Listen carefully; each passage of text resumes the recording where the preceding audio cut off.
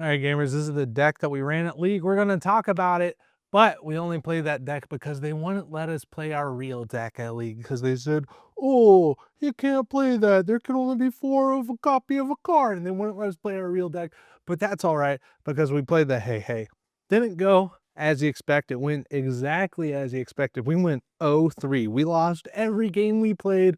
Boy, and the chicken. Check out this HeiHei. It has the clear remind ability. When you play this character, put all cards from your hand into your inkwell face down and exerted. That's right. So you're going to play this card. All of your cards are going to go into the inkwell, and then you're going to have nothing to do about it. So over here, I have the cards that I took out of a real blue steel deck that was working, and then I made this thing that doesn't work. And we're going to talk about it because it's kind of a big silly goober. So the number one dream about this deck is that on turn 3, you shift this HeiHei on top of this HeiHei. So this is a 1-drop HeiHei, a 2/2 stat line. It should be able to survive. Spoilers, it never did survive. You put down the HeiHei, and then you shift it on turn 3, and then you have 7 ink in your inkwell if you haven't discarded a card, and you even have more if you played a popsicle. Did I just dent this sleeve with the camera thing? The camera thing fell on the deck. Oh boy. Oh my HeiHei, it's all dented. Chat, is this a marked card? It is now. Maybe we'll be able to find our HeiHei easier. All right, so HeiHei, heart and soul of the deck. Last week, there's a video on this channel where I was trying to do the same thing, but HeiHei wasn't out yet. So I was using cards like Sail to Azurite Sea, Fishbone Quill, and Tipo to ramp faster. And honestly, these 3 cards did a way better job than HeiHei ever could. If you're playing the big meme decks, forget HeiHei. It's not going to work. I've been there, done that. And I'm here to tell you that the Azurite Sea, Tipo, and Fishbone Quill are way better ramping options than the bird could ever. Sadly, I wanted the bird to work, and I thought that this was the build to do it, banking on the bird, but it didn't work. So we got our 3-4 shift line. Probably should have been a 4-4 shift line, but that's what we got. Shout out to Kyle because Kyle let me borrow one of his HeiHeis because I only had 3 when I went into League today. And then I was like, hey, Kyle, you got some bulk in there? You got the HeiHei, and he let me borrow it. So shout out to Kyle. Thank you very much for always having the sauce with us. One time he even let me borrow Diablos. So in our opening hand, we kind of want to have a popsicle to play it and then draw another card because we want as many cards in our hand as possible when we play down the HeiHei to put our entire hand into our inkwell. And then we're playing the Din package, so it's 4 popsicles, 3 Hiram. I think that's a real good ratios. And then after that, everything is just a big body. All these are 6+ cost cards, and they're all here just to be summoned from the HeiHei. So that's our draw package, and that's that. And then we should have 7 ink. So I play 3 of the Hades. This one is our little late game removal. It says when you play this character, you can put chosen opposing character into their player's inkwell face down. Super good. We got the HeiHeis. We like this Grammatala because if we refill our hand later with Whole New World, like if the chicken sings Whole New World, then we're going to have a whole new hand. And then if we have Grammatala on board, and then we play a chicken, then we're going to have to ink our hand of 7, and that would ink 7. And Grammatala would sure like to say that because she says gain 1 more for each ink. Whenever a card is put in your inkwell, gain 1 more, and that would gain us 7 if we Whole New Worlded and chicken down. We like it. So those are that should probably even be more. The Grammatala HeiHei should probably be a different thing that we're aiming for. Would probably be the more appropriate deck. Usually they put combos in the same universe. So HeiHei and Grammatala are from the Moana movie.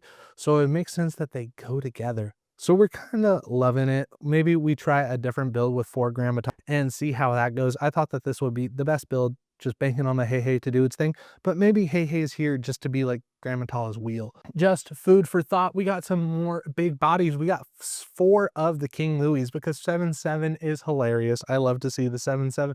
We got 2 of the Mufasas. Probably should go to more Mufasas. Most of the time you're going to have 7 ink from HeiHei.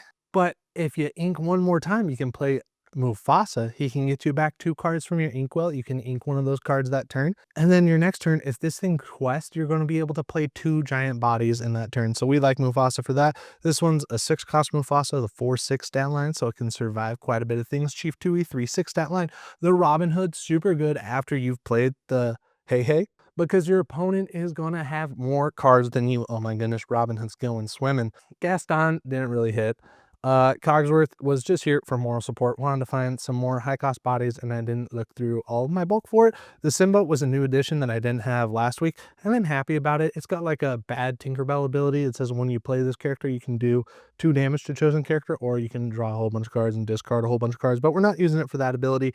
We're using it to gain some more in this. I flipped this one over, like after a while. I'll show you a couple hands. You like play the Mufasa, and then you just start laughing. Like 10 willpower, me and Eric got a big old laugh out of this Mufasa. No card should ever have 10 willpower, and here Mufasa is having it. Same with Sir Ector, 710, even better stat lines. You're paying 1 uninkable to get 4 strength. Like Sir Ector is a better Mufasa. We got the beast to hopefully draw stuff, and if we miss our HeiHeis completely, we can put down a beast on turn 5 and then hopefully draw into the HeiHeis. We got this one. It's a little land destruction card. I think that this could work coming up with all these people playing so many items going on. This Simba is able to take them out whenever you play him, but it's not on quest. It's only on play. So maybe you find a way to bounce it back your hands. Maybe it works in a purple steel location. The Wreck-It Ralph can get 5 lore if you banish someone's item or location. It could be yours, could be your opponent's. Love the Wreck-It Ralph when it comes online. The 2 of the Cinderellas probably should go to the 4 of the Cinderellas, and then 4 Tinkerbells. Tinkerbell does damage on entry.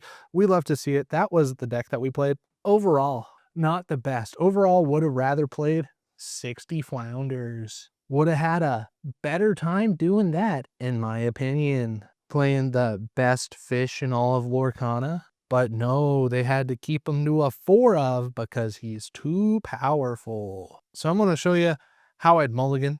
And spoiler alert, it's just looking for the chicken. I'm going to show you what we do when we don't get a chicken.